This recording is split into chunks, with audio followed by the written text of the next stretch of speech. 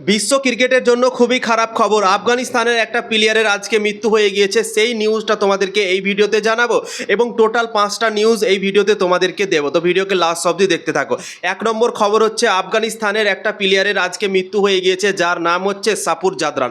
মাত্র 38 বছর বয়সে তার মৃত্যু হয়ে গেল বন্ধুরা। সত্যি আমি অবাক হয়ে যাচ্ছি। 1987 সালে সে জন্মগ্রহণ করেছিল এবং 2026 সালে তার মৃত্যু হয়ে গিয়েছে। এই দুনিয়া ছেড়ে চলে গিয়েছে, আর আমাদের মাঝে নেই বন্ধুরা। তো বিশ্ব ক্রিকেটের জন্য কত বড় একটা খারাপ খবর তোমরা নিজেই ভাবতে পারো। সাপুর জাদরান বাঁহাতি ফাস্ট বোলার ছিল সে। তার বল অনেক উছালো উঠত এবং তার কাছে গতিও ভালো ছিল বন্ধুরা। অনেকগুলো ম্যাচ খেলেছে আফগানিস্তানের দল থেকে, আমরা নিজেই লাইভ তাকে খেলতে দেখেছি।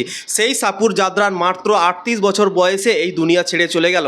জানা গিয়েছে সাপুর জাদরান অনেক দিন থেকে অসুস্থ ছিল এবং জীবন আর মরণের সাথে সে লড়াই করছিল, কিন্তু আজকে তার মৃত্যু হয়ে গিয়েছে এবং এই দুনিয়া ছেড়ে সে চলে গিয়েছে বন্ধুরা। তো এই খবরটা শুনে সত্যি দুঃখ লাগলো, কেননা আমরা ক্রিকেটকে ফলো করি এবং ক্রিকেটের কোনো প্লেয়ার যদি ভাই এভাবে দুনিয়া ছেড়ে চলে যায় না, সত্যি অনেক দুঃখ লাগে বন্ধুরা। তো এই খবরটা শুনে সত্যি অনেক দুঃখ লাগলো। সাপুর জাদরান ইন্টারন্যাশনাল ক্রিকেটে টোটাল 80টা ম্যাচ খেলেছে, তো তাকে আমরা খেলতে দেখেছি।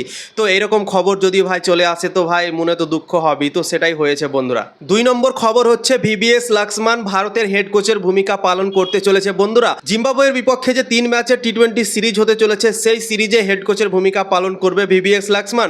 এবং এশিয়ান গেমস যে একটা টুর্নামেন্ট আছে, সেই টুর্নামেন্টেও শোনা যাচ্ছে কি ভিভিএস লক্ষ্মণই হেড কোচের ভূমিকা পালন করবে। এবার তোমরা হয়তো ভাবতে পারো গৌতম গম্ভীর আছে, তো এশিয়ান গেমসে কেন ভিভিএস লক্ষ্মণ হেড কোচের ভূমিকা পালন করবে? তো তোমাদেরকে বলে দিচ্ছি, যে সময় এশিয়ান গেমসটা চলবে, টুর্নামেন্টটা চলবে, সেই সময় কিন্তু ওয়েস্ট ইন্ডিজের সাথে ভারতের সিরিজও থাকবে ভারতের মাটিতে বন্ধুরা। তো তাই জন্যই ওয়েস্ট ইন্ডিজের বিপক্ষে ভারত সিরিজ খেলবে, সেখানে ব্যস্ত থাকবে। তো সেই জন্যই ভিভিএস লক্ষ্মণকে এশিয়ান গেমসের টুর্নামেন্টে হেড কোচের ভূমিকা পালন করার জন্য বলে দেওয়া হয়েছে বন্ধুরা।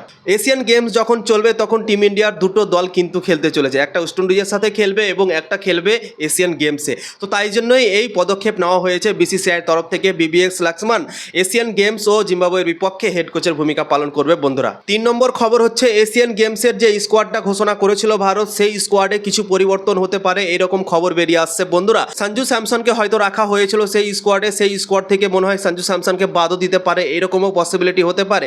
জানা যায়নি কি কাকে বাদ দিতে পারে, কিন্তু কিছু পরিবর্তন হতে পারে সেই স্কোয়াডে, এরকম রিপোর্ট বেরিয়ে আসছে বন্ধুরা। তো সঞ্জু স্যামসনের জন্য মনে হচ্ছে খারাপ খবর। সঞ্জু স্যামসনকে এশিয়ান গেমস থেকেও হয়তো বের করে দিতে পারে টিম ইন্ডিয়া, বাদ দিয়ে দিতে পারে বন্ধুরা। 4 নম্বর খবর হচ্ছে দুজনের আজকে জন্মদিন আছে বন্ধুরা। একটা হচ্ছে MS ধোনি, আমাদের ক্যাপ্টেন কুল MS ধোনির আজকে জন্মদিন ছিল। তো জন্মদিনের তাকে অনেক অনেক শুভেচ্ছা আমার তরফ থেকে, কেননা MS ধোনি যেভাবে কাজ করেছে ভারতের দল থেকে 2007 সালে, 2011 সালে, 2013 সালে যেভাবে ভারতকে ট্রফি জিতিয়েছে, সত্যি অসাধারণ, কাবিলে তারিফ। এবং তাকে ক্যাপ্টেন কুল এমনি বলা যায় না, সে শান্তশিষ্টভাবে ভারতের ক্যাপ্টেন্সি করেছে এবং টিম ইন্ডিয়াকে অনেকগুলো ট্রফি জিতিয়েছে বন্ধুরা।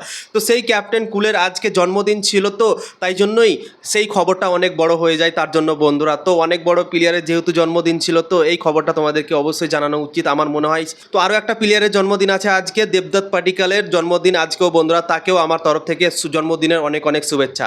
5 নম্বর খবর অস্ট্রেলিয়ার ওপেনার ব্যাটার বেথ মনি আইসিসি ওমেন টি20 র্যাঙ্কিংয়ে 1 নম্বরে হয়ে গিয়েছে বন্ধুরা। ইংল্যান্ডের বিপক্ষে টি20 বিশ্বকাপের ফাইনালে কিভাবে অসাধারণ পারফরমেন্স করলো তোমরা তো নিজেই দেখলে। 5 তারিখে খেলাটা হয়েছিল এবং 50+ রান করে অস্ট্রেলিয়াকে চ্যাম্পিয়ন করতে সাহায্য করলো এবং অসাধারণ পারফরমেন্স সে করে এসছে যতদিন থেকে অস্ট্রেলিয়া দল থেকে সে খেলে এসছে।